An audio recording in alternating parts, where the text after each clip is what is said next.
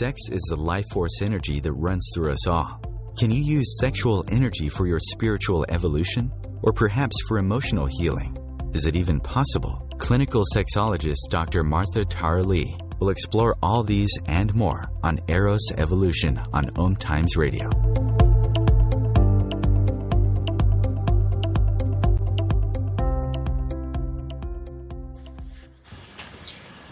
Welcome to Eros Evolution, where sexuality and spirituality meets. This is Dr. Martha Tara Lee. I'm a clinical sexologist based in Singapore, and my company is called Eros Coaching. That's EROS coaching.com.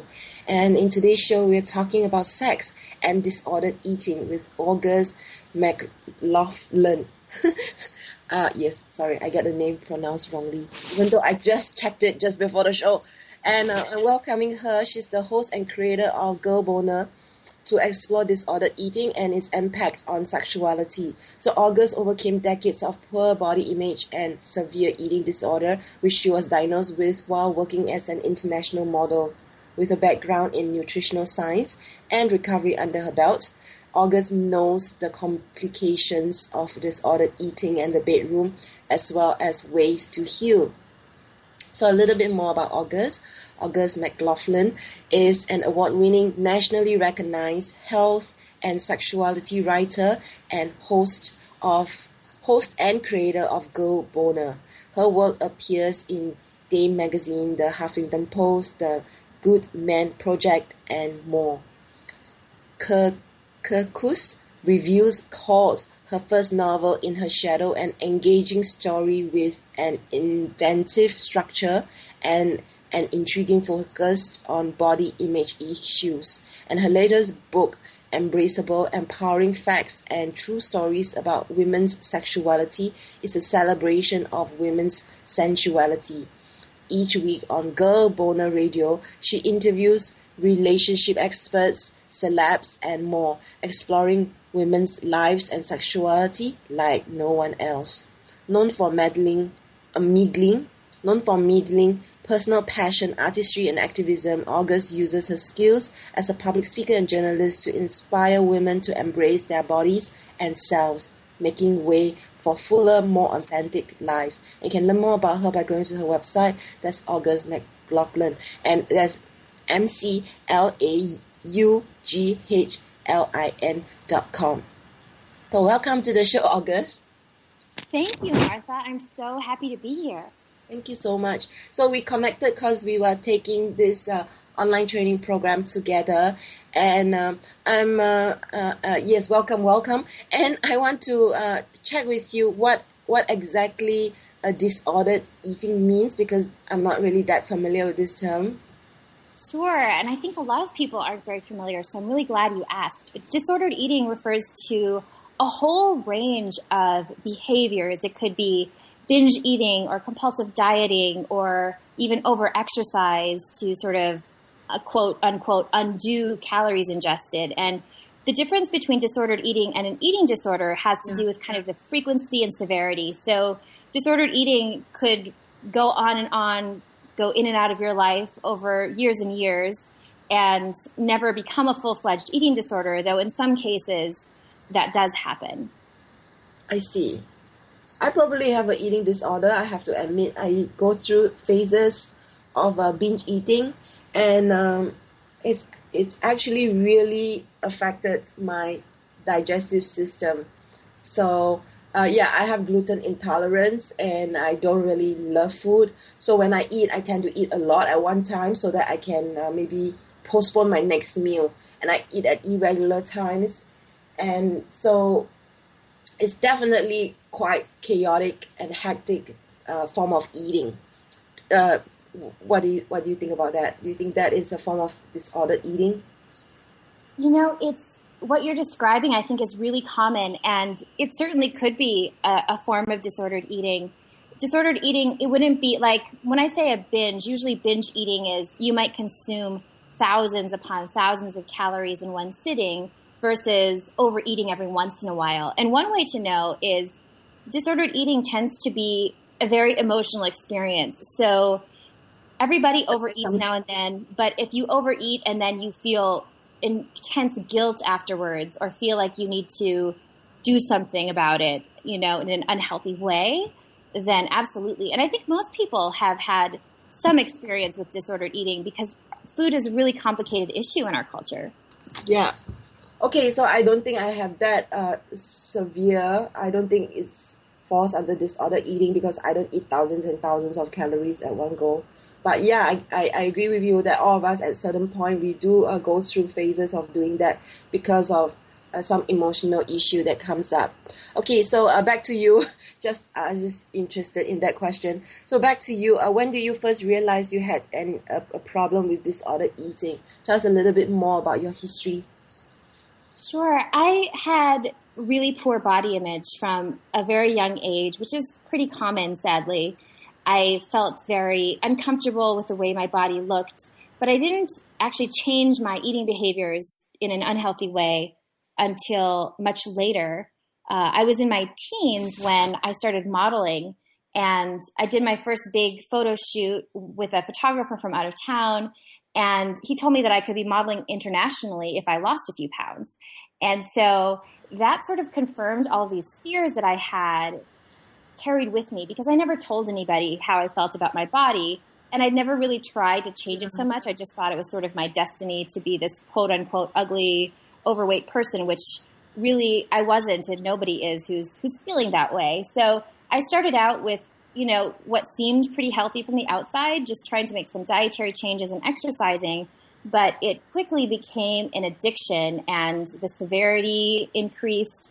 And I did end up modeling internationally after losing some weight. And I was living in Paris when I was diagnosed with anorexia. And then throughout my recovery, which took quite a long time, I developed binge eating behaviors as well, which is common. A lot of times one kind of morphs into another form.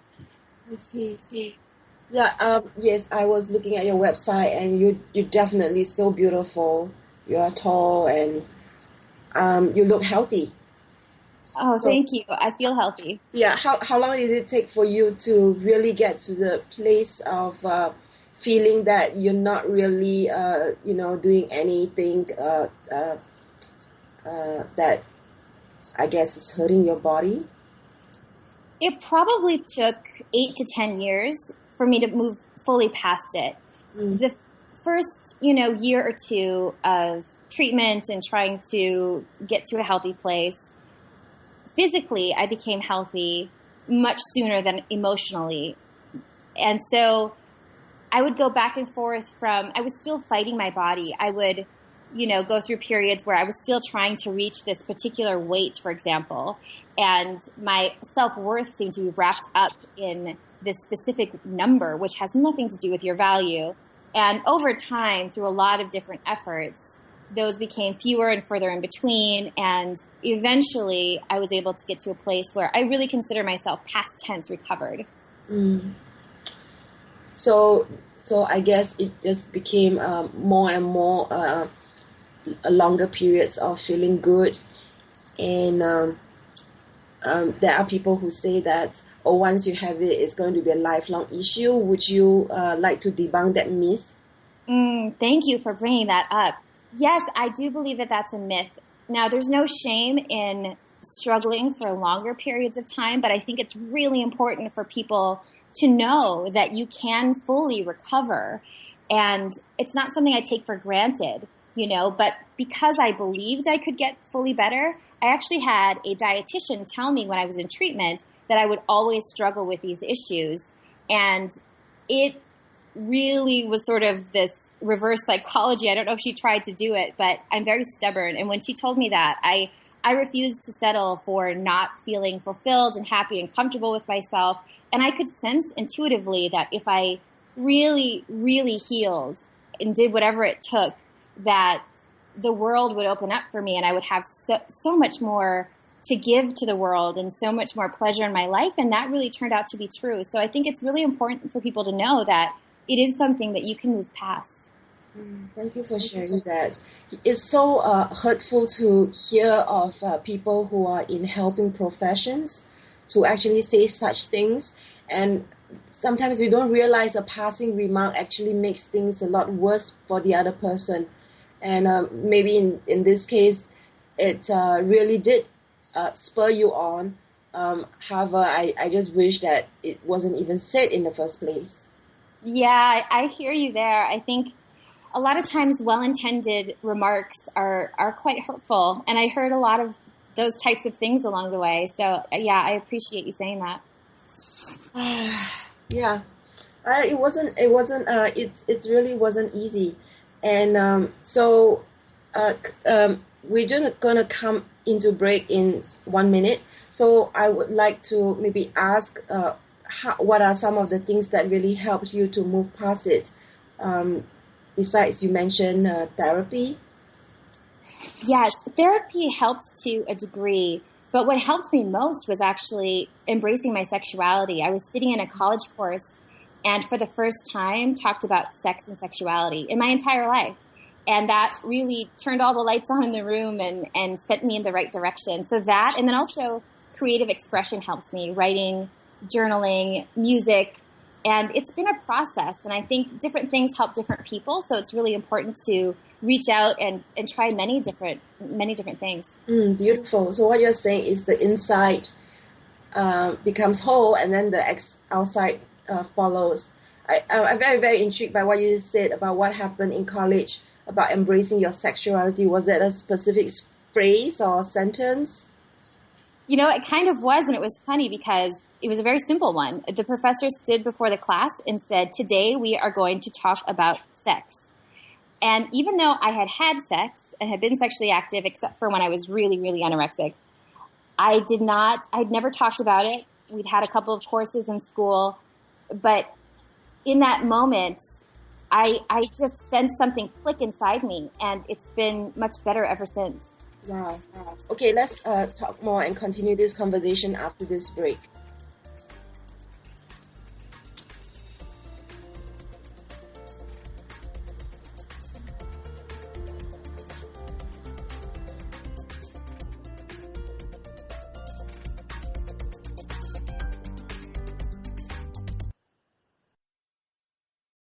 Bringing a more conscious lifestyle to your world. OMTimes Radio. FM. Vibe Nation Radio is brought to you by Carrie Turcott and Dean Thomas. Each week we bring a refreshing outlook to lifting the veils of illusion that occur in our daily lives. We will share our own learnings and personal experience that allow others to understand who they truly are. At the end of each show, Carrie will be tapping into the listeners' energies just to give an idea of what to expect for the week ahead. So join us each Monday at 3 p.m. Eastern, and together we will discover the inner keys that will unlock the true you.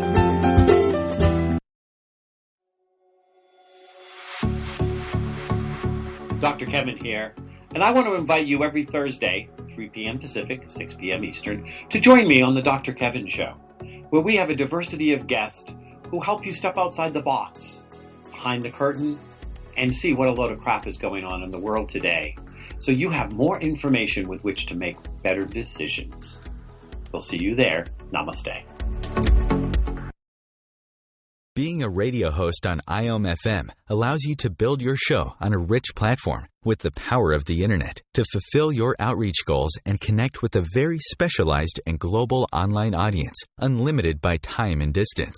OMTimes Radio will provide you with web relevance, a recognizable conscious brand, and with the standard of excellence that has accompanied every single OMTimes endeavor. Host your show with OMTimes Radio Network.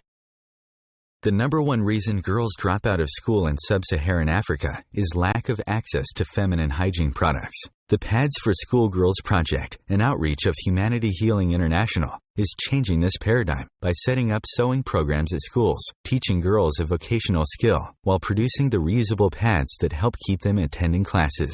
The girls pay it forward by making and giving pad kits to other girls in need. To learn more, visit humanityhealing.org. Humanity Healing is where your heart is. Free your mind with OMTimes Radio. FM. Welcome back to the show, Arrow's Evolution, and we are talking about sex and disordered eating with August McLaughlin, and she's the host and creator of Girl Boner, and you can also check out her Facebook page. That's Mind Girl Boner at Facebook. And you can definitely also go to her website and check out her 2 books. And that's her name. Her name is the website, and it's called August McLaughlin. That's McLaughlin. Okay, welcome back to the show. Thanks, Martha. I'm so enjoying this. I didn't know if you were talking to me or everybody else. Sorry. Oh, yes. So you mentioned the college sentence. Today we're going to talk about sex, and that clicked in you. And tell us a little bit more about your relationship with your sexuality and how that had an impact on your sexuality. Sure. At the time, it was very interesting because, as I mentioned, when I was grappling with anorexia, I really had no sex drive. I felt very robbed of my femininity and my sexuality because when you're malnourished, you can't function that way. You don't have blood circulation to your genitals. Your moods are terrible. I didn't sleep well. All these factors, stress, anxiety, depression, that kept me from being interested. And by the time I was in that course, my body was in a much healthier place. So I had a sex drive again. Mm-hmm. But what was interesting was, again, I had a sexual partner. I had one serious boyfriend who I'd been with for years. And even he and I had not talked about sex or sexuality. We would occasionally refer to it kind of in this hush-hush sort of way. But it dawned on me that I didn't even know where my clitoris was. And it was funny because the professor, another thing that she said that really struck me was, she said, so many women have no idea where their clitoris is. And I pretended on the outside that, oh, that's terrible. How could they not know? And in my head, I'm thinking, oh my God, I don't even remember where. Did I learn that? I don't know. I didn't know my parts. I didn't know my anatomy. I didn't know so much. There was just this huge gap and sort of this like invisible line from my genitals down and from the genitals up, anything involving our sexuality.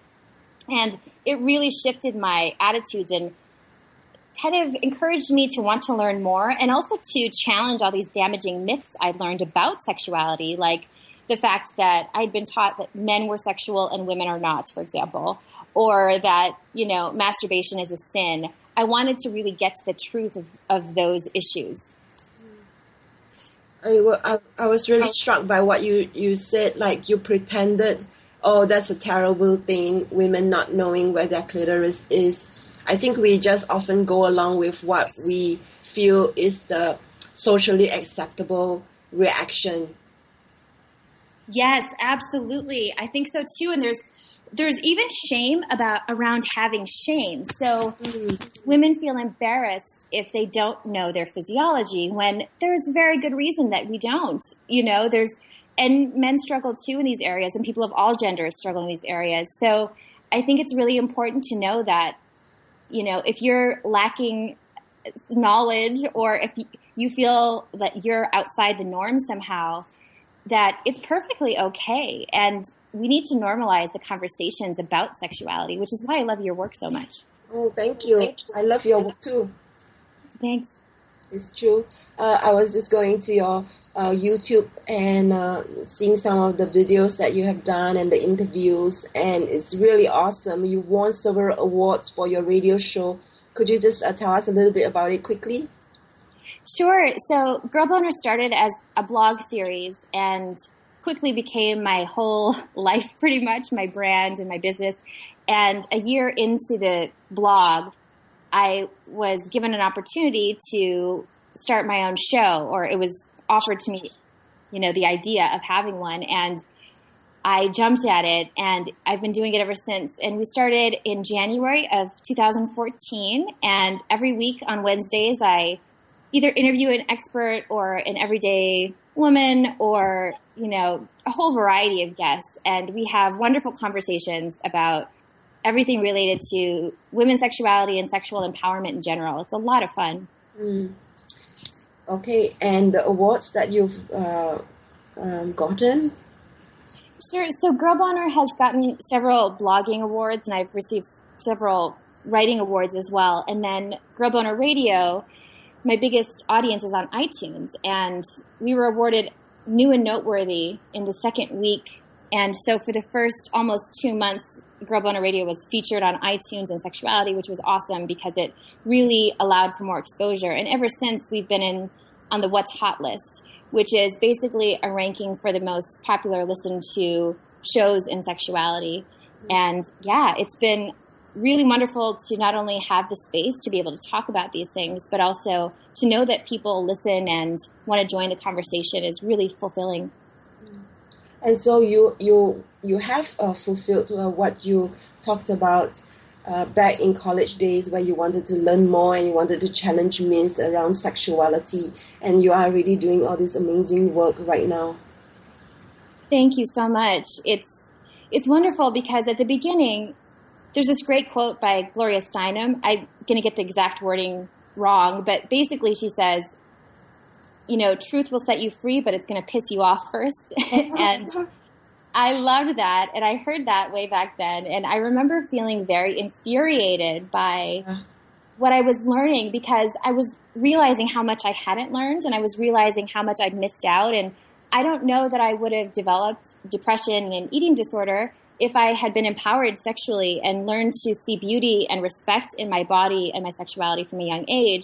And it's so complicated. There's cultural issues and religious issues and all kinds of mixed up things. And you can feel very helpless. And I did at first.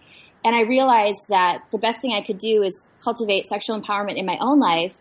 And then over time, as I began writing professionally and made the career transition from fashion and film to writing, I found that I could use my vocation and my skills to help other people find similar empowerment and kind of provide the material that I wish that I had had all along. So now it really feels like all meant to be in a way. I wouldn't change my path because it's led me to this place where I feel like I get to do work that's very fulfilling and it feels like my purpose. So I'm very grateful. Yes. I relate with what you're saying. I did get pissed off also before I decided to take the plunge and get trained and become a sexologist. I think anger is a good fuel for what we are really passionate about, and we need to be okay with seeking out all of what we feel, including our anger.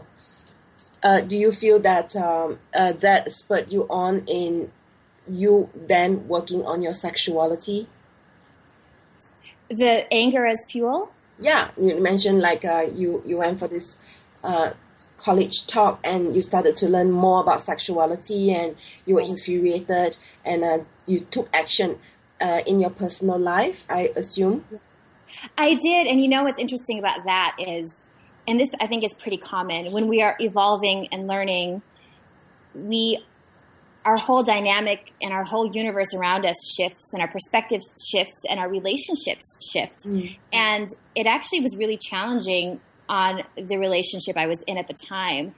Mm-hmm. I was growing in a very different direction, and actually my boyfriend at the time was not very pleased with me coming home on these tirades about sexual empowerment.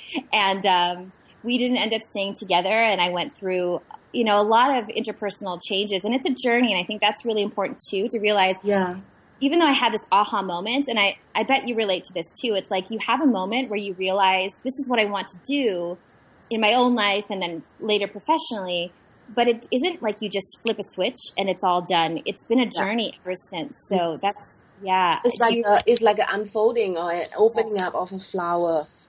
It's a process. Yes, I love that. The opening flower is perfect. Exactly. So what impact has disordered eating had on your sexuality, besides you mentioned malnourished, stress, anxiety, depression? Sure. What's really ironic to me is that when I was anorexic, I was working as a high fashion model with one of the top agencies in the world and arguably selling sex. I mean, it's seducing the camera, and it's kind of all of the marketing is geared towards getting people's pheromones going. And I've said that I was selling the sex. I wasn't the sexuality I was selling. So in other words, I felt, deficient in all those kinds of ways, and I would be acting all the time. So when I was on camera, I was very seductive, but in my own life, all those factors that you mentioned, as well as, the hyperfixation on food and my weight, it became my relationship. So I couldn't really have a relationship with myself or another person. I wasn't connected to me, and I also wasn't connected to the on and off relationships I would have that were just sort of there to fill a void, and because I was lonely. But I couldn't be fully present because I was always focused on this superficial thing that really had less to do about looks and appearance and all of that. It had to do more with living fully and embracing my full self. And there's a lot of fear around that. So I would say you can't really fully embrace your sexuality and your body while you're in the thick of that disordered eating. But what's beautiful is even small steps to improve it go a really long way. And then you get these rewards that really fuel you and motivate you to keep on going. Yeah. So I'm hearing that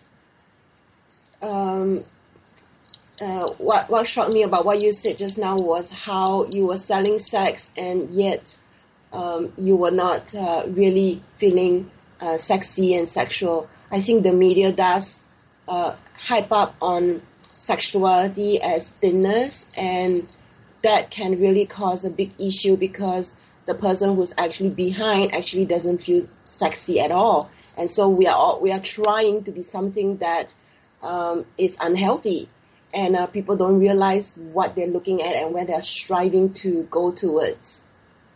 Yes, that is absolutely true. It's incredible the kinds of images. We have these hypersexualized, very thin and curvy in particular ways, and young and Caucasian. Like there's all these specific things that are glorified, and it's unfortunate.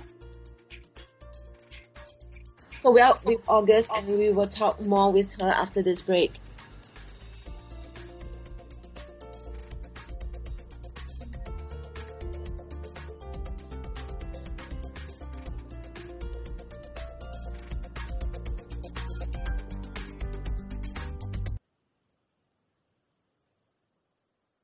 Conscious media for conscious minds.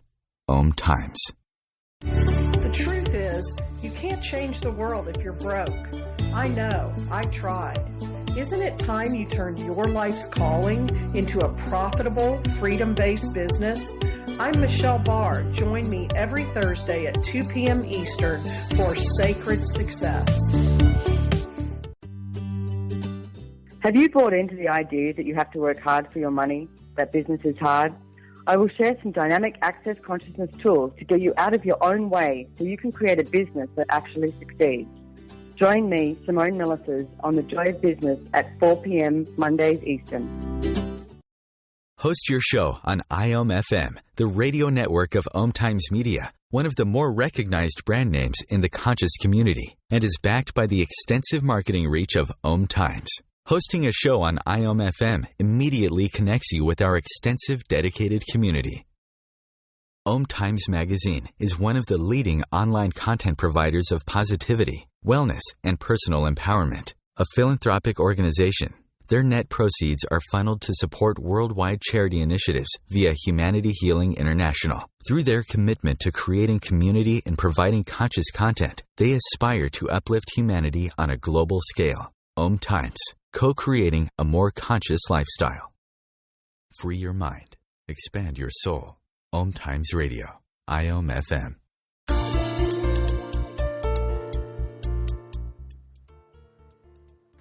You are listening to Eros Evolution on the OMTimes Radio Network, and you can share this show with your friends by sending them the link omtimes.com/mobile. With this link, your friends will be able to listen to the show without needing to download any app. And it's really cool, it's convenient, so you may wish to check it out. And well, with August, we're talking about sex and disordered eating. And as with every show, I'd like to ask August at this point what she sees as the link between sexuality and spirituality, and specifically perhaps with body image when it comes to sexuality. August? I love this topic. I think one thing that strikes me when you mention that is that when we starve our bodies and our minds, we starve our spirituality, and we lose that sense of connectedness with ourself, which is such a big piece, I believe, of spirituality. And certainly, I know that I lost my connection with any sort of sense of higher power or connectedness with other people when I was struggling, which is really common. And spirituality can play a huge role in healing. I actually have a new book out called Embraceable, Empowering Facts and True Stories About Women's Sexuality. And there's a section all about religion and sexuality. And there are stories from 3 women, 2 who are of Christian faith and they've remained spiritual and embraced their sexuality, and 1 who escaped a cult. And all 3 of them, early on in their spiritual and religious journeys, they were taught that sexuality is a sin and that their bodies were thus sinful. So I think it's really interesting and important to recognize that they're really tightly linked. Yeah. I mean, how can one recover from that? And it takes years and years of conscious, education first, then the awareness, and then the reconditioning that needs to take place to really push out all those negative messages that we got, and which we just accepted as true, because I think when we're young, we don't really have a filter. We just absorb everything we just absorb everything as if it's true, and we don't filter it. So that's why it just stays with us and sticks with us for so long. Yes, very well said. I absolutely agree. And I think, mindfulness is a huge piece of healing for many people. I know it was for me too, to develop a relationship of gratitude and respect for food in our bodies. Mm-hmm. And when we have that, we're much more able to have gratitude and acceptance and respect for our sexuality. It's all, we are whole beings. We aren't just these separate compartments that don't cross over. Mm-hmm. Yeah, true. Okay. So how did all this, the eating disorder and what you were doing, binge eating and all that, how did this affect you spiritually? I felt a tremendous sense of disconnect. I felt hopeless for the first time, whereas I tend to be a really optimistic person. And I have to say that spirituality in some ways saved me, because even though I couldn't really, and I still have a hard time kind of articulating this exactly, but what happened when I was in Paris, I collapsed while I was going for a morning run. Mm-hmm. And I woke up and I was on the ground, and I've written about this in my book and on my blog too, but the short story is basically people somehow helped me. I don't remember. It's very foggy. But while I was lying there on the ground, I would come to, and it would be very foggy, but I'd have this sense of, I would try to talk myself into giving up, as though to just let go and perhaps die. But I couldn't. There was like this little flicker of light inside me, and that little light never went away. And I remember thinking, whatever this is that's keeping me going, I sure as heck better find out what it's for and do something with it. And I really think it's girl boner, which is funny, because at the time if somebody had said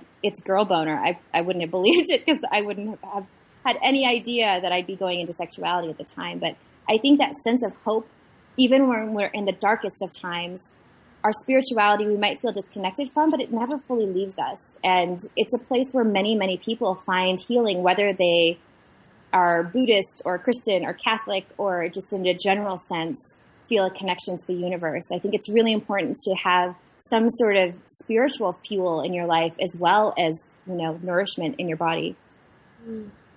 That's great. Great that you didn't give up, and great that you're talking about this inner light that we have inside, something that tells us, no, it's not our time, I guess. Yeah, I feel really fortunate for that, because it wasn't something that I wanted at the time. I mean, I wasn't trying to feel that way. I was fighting it in some ways, and I feel very grateful and lucky. And anorexia actually has the highest fatality rate of all psychiatric illnesses. Mm-hmm. So I definitely think that luck, fate, destiny, however you want to see it, played some kind of role. And I'm sure that plays a role now in my work, feeling kind of indebted to what we've been given whenever we go through a hard time and we're able to see the light again. And one of my favorite things about my work is hearing from other individuals who have gone through difficult times and they want to share their story, because I think we can learn so much from other people's journeys. Yeah, you've been through a lot, and you've seen the world, you've done modeling, and then you recovered from this eating disorder, and then now you have your radio show. So you really live life. I'm curious, because this show would have listeners who are on the spiritual path.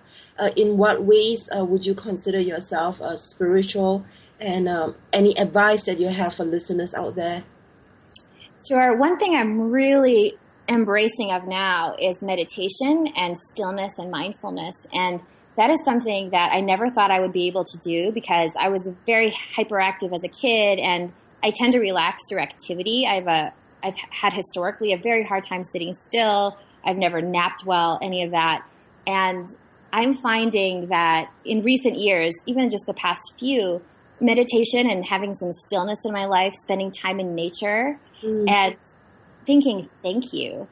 I'll have certain days where I just make a point of practicing gratitude all day long, no matter what it is I'm doing. I'm walking down the street. It feels so good to be able to walk, to have fresh air on my face, and all of those things I consider very spiritual, and our connectedness with other people, that you and I get to talk in this space. I feel like there is a spiritual energy that connects us with like-minded souls and people that we can learn from or support. And I started out with meditation on very small level. Like I do 5 or 10 minutes in a day with music. And it's powerful. I do it anytime I feel the need for extra stillness, or like before an interview if I'm a bit nervous or something.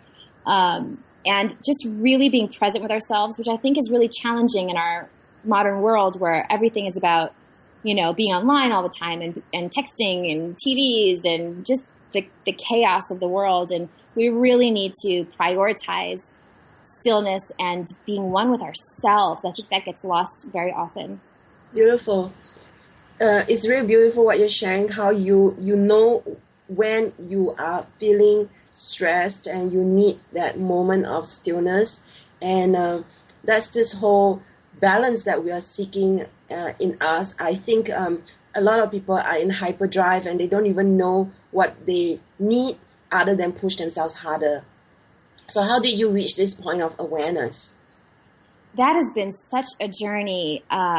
Many things. I think some of it was growing and time, and really I've always been very set on living better and doing what I can. And, I went through lots of different relationships and, had to really find emotional strength. And I'm in a very happy, healthy relationship now, which I know plays a big, big role in that.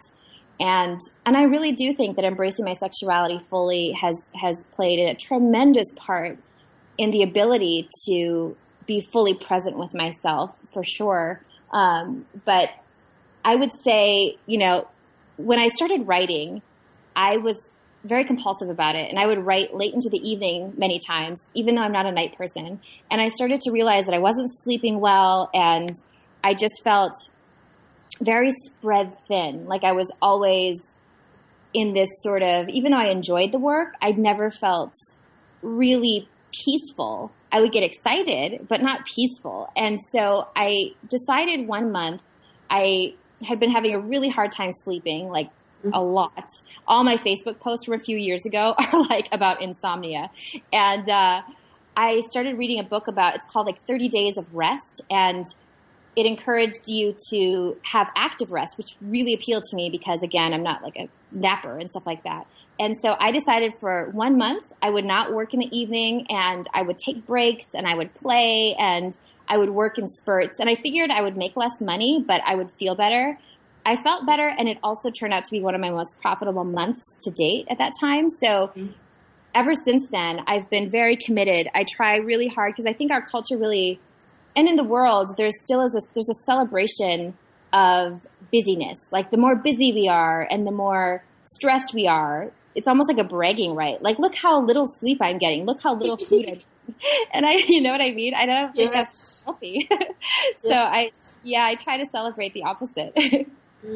Great. Yeah, I think a lot of people are getting more and more drawn to meditation and being in stillness and mindfulness. And it's not, they're starting to realize it's not anything to do with religion. And that's because I think a lot of people are just tired of the lives that they used to live and wanting a different kind of life for themselves.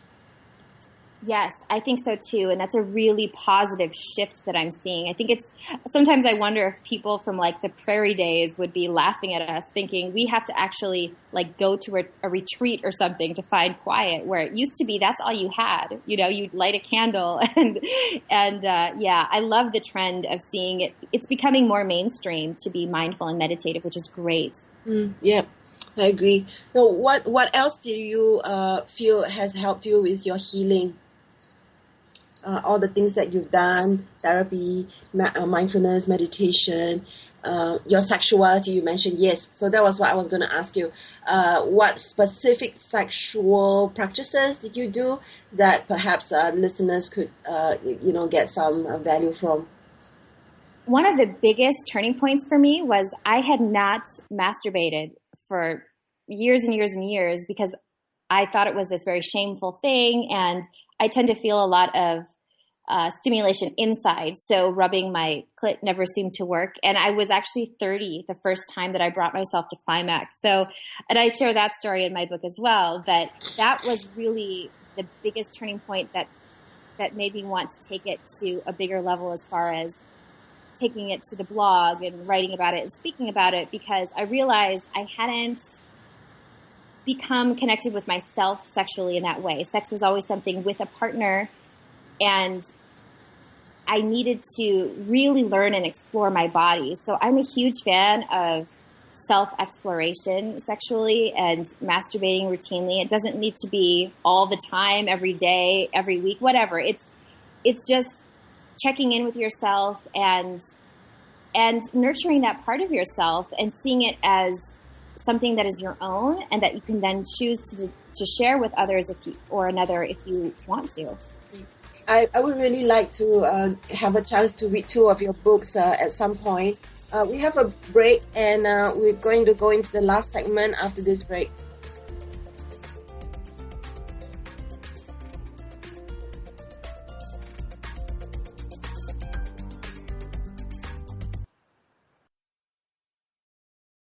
Your conscious connection to a more mindful world. OMTimes Radio. IOM FM.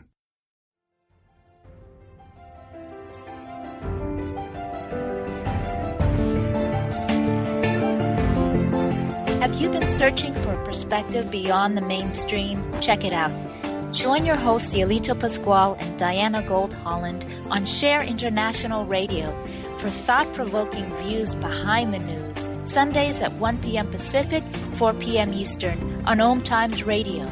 You can also find us at shareontheairradio.org. This may be the message of hope you've been waiting for.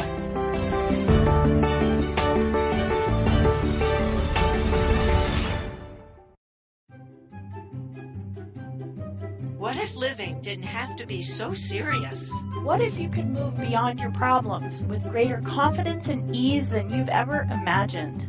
Throw your labels out the window and join the Irreverent Therapist for practical tips and a very different way of approaching the changes you would like to create. Marilyn Bradford and Pam Hodling have empowered hundreds of people to come out of self-judgment, quit looking to experts, and begin to create the lives they desire. Join us Wednesdays at 7 p.m. Eastern on the Irreverent Therapist Show.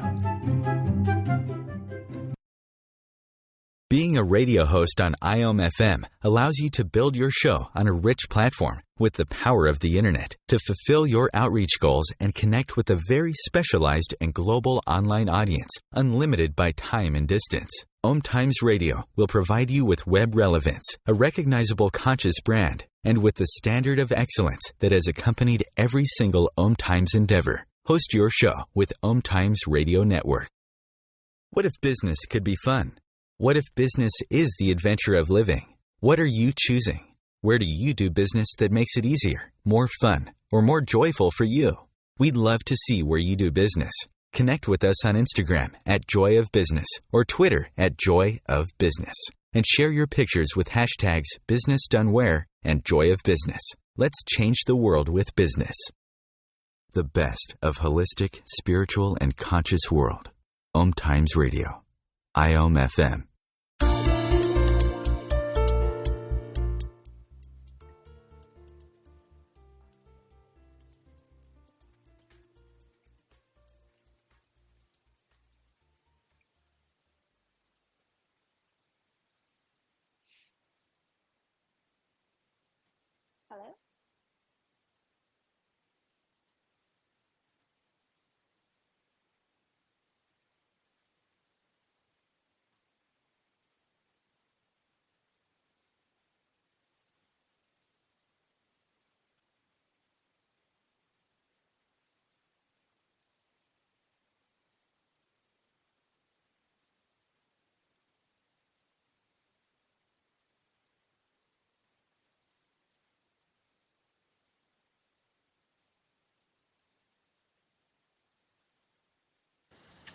Hello? Hello. Sorry. So I was on mute, and I was just rambling this whole bunch of text just now. So I was saying that so far during this show we have had August talk about her history with eating disorder, and then with her recovery through her sexuality, her relationship with spirituality, and how she has become a lot more conscious and mindful through all the things that she's learned over the years. So besides your spiritual practices, is there anything else that you would like to share with listeners with regards to healing? Absolutely. One of my favorite practices, and one that I recommend to anyone who's struggling in these areas to any degree, is what I call a life detox.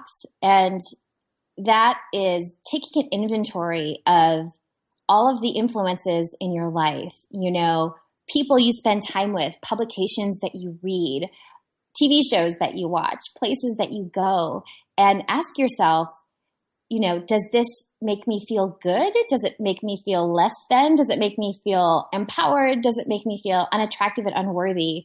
And really starting to step away from any practices or entities that are toxic in your life, which sounds a lot easier than it is, because it may be a quote unquote friend who's always fixating on shape and size. It could be, a gym that you go to that just has way too much focus on appearances and stuff like that. And what you need to do is replace those things with healthier, happier, more wondrous things. And the same thing applies to our sexuality, doing an inventory of how we feel about our bodies and our sexuality. Do you have any negative attitudes? Do you have shame? Are you feeling connected in that way? It's a part of our lives that I think women are very often taught to sort of kind of put it on the back burner and not really think about it. And that can be really damaging, because I think it's self-fulfilling. So it really starts with awareness. And then you need to know that you're not alone and that there's hope. Yeah. Yes, I get what you're saying in terms of the awareness and noticing and asking ourselves coaching questions. I think that is a very powerful way. Instead of spending lots of money, you just start from asking yourself these questions, having the awareness. It's almost like a form of self-therapy.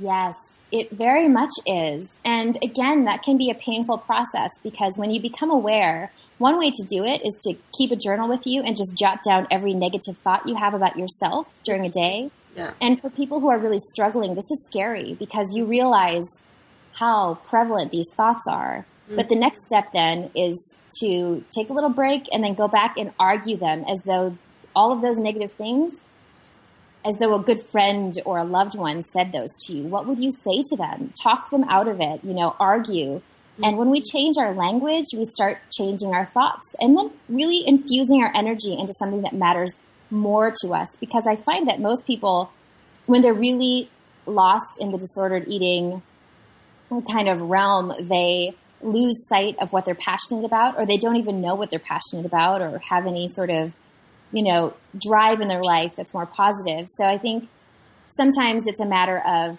after a meal, if you're feeling stressed and you're not comfortable with how much you ate, or you wish you ate less or different foods or whatever, is diving directly into something that you're curious about or passionate about and taking those steps towards something that matters, shifting focus. Yeah.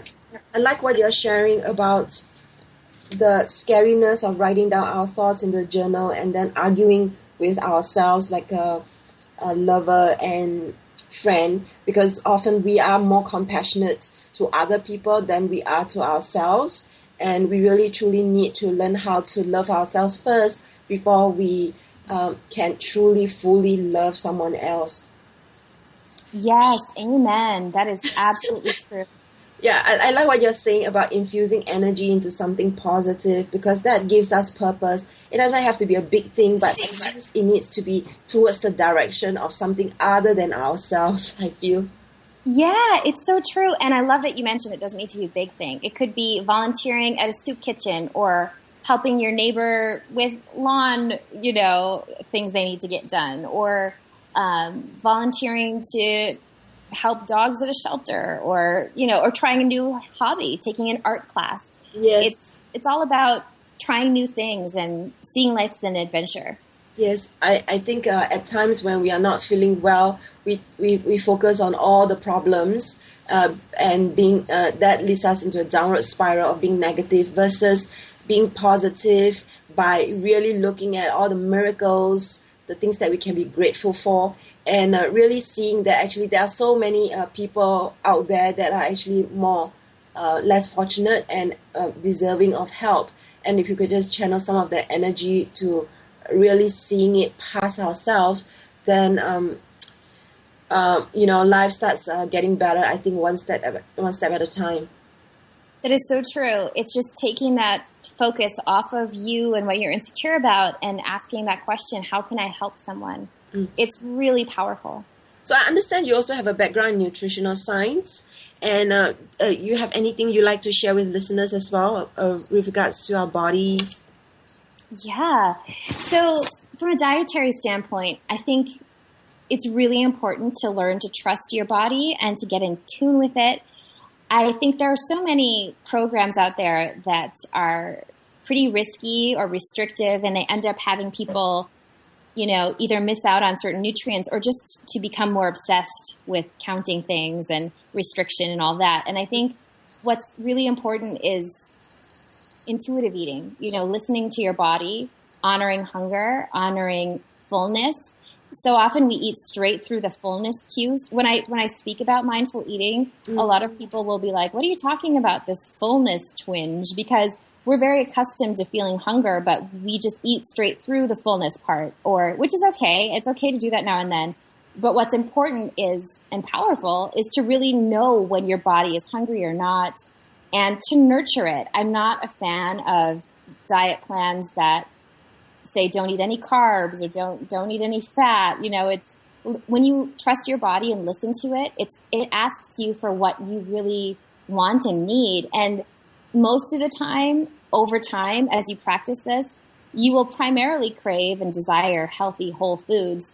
But that doesn't mean that's all you have to eat. Unless you have an intolerance or an allergy to something. I'm a big fan of treating. Like, I eat a dessert pretty much every day, and I'm really healthy. I would say 80 to 90% of my diet is whole foods, like whole grains and nuts and seeds and vegetables and fruits. But instead of focusing on what you should not eat, focus on what you can eat that's nourishing, that you can enjoy, and then be grateful for it. Pay attention to it when you're eating. Great. Yeah, I like what you're sharing. Focus on what you do, what you can eat instead of what you cannot eat, because that's really like the law of attraction at play, where the thing you focus on starts to expand. So if you keep thinking how deprived you are, then it's going to be so hard to actually eat healthier. Yes, it is so true. There's this whole deprived mindset that so many plans profit from and encourage. And it's unfortunate because when you're focused on what you don't want, whether that's certain, you don't want to have excess pounds, for example, it's a really common one, then you become fixated on that. And the food you think you're not supposed to eat, that's all you're going to want to eat. So instead, it's a much more pleasurable way to live, and it's way more successful if you think, what can I eat right now that sounds good and will nourish me? And how many vegetables can I fit into this meal versus, oh my God, carbohydrates, which are our main fuel, Yeah. So any last words for our listeners out there? Maybe a shout out for something that you're working on? I would love for listeners to take a look at my website and subscribe to my mailing list. I'm going to be offering, and I haven't even announced this yet, but I'll give your listeners a sneak preview. I'm going to be releasing a free mini meditation, like a guided meditation. It's all about self-embracement. And if they sign up for my mailing list, then they will get that for free. But also, if anybody out there is struggling with disordered eating and they just feel like they don't have anyone to talk to, I'm always available for this purpose. I make time for it. So, and it's not something that I have as a business. This is just my own heart, and I enjoy doing it. So if you just have a question or, want to talk to somebody who gets it, contact me through my website. Just use the contact form, totally confidential. I would love to be your cheerleader. Yeah, that's really kind and generous of you. So I just want to announce your website once again. It's August McLaughlin, and that's McLaughlin. And be sure to go to her website, and you can read more about August and her work by going to her website. And be sure to check out her new book, Embraceable, Empowering Facts and True Stories About Women's Sexuality, on Amazon. And be sure to check it out. And in the meantime, this has been Dr. Martha Tara Lee with August. Stay lovely, and we'll see you in next week's show. And next week's show, we are talking about orgasmic running. So that's really cool. Be sure to tune into Arrow's Evolution next week.